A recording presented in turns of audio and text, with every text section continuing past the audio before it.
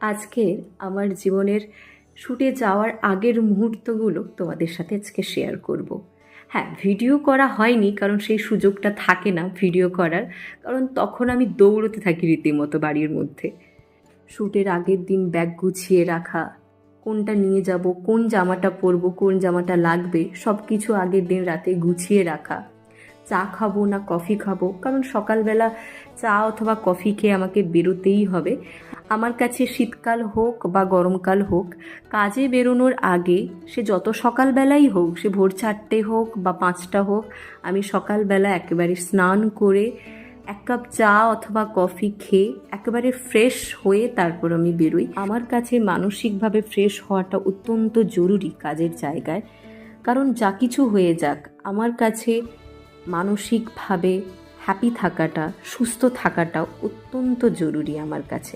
কাজে যাওয়ার সময় আমার একটু টেনশান কাজ করে, একটু এক্সাইটমেন্ট, একটু টেনশান, সব কিছু মিলিয়ে একটা অদ্ভুত অনুভূতি আমার মধ্যে কাজ করে। কারণ নতুন মানুষ, নতুন লোক, বড় বড় অভিনেতা অভিনেত্রীদের সাথে আলাপ, সব কিছু মিলিয়ে একটা আলাদাই একটা অনুভূতি কাজ করে আমার মধ্যে।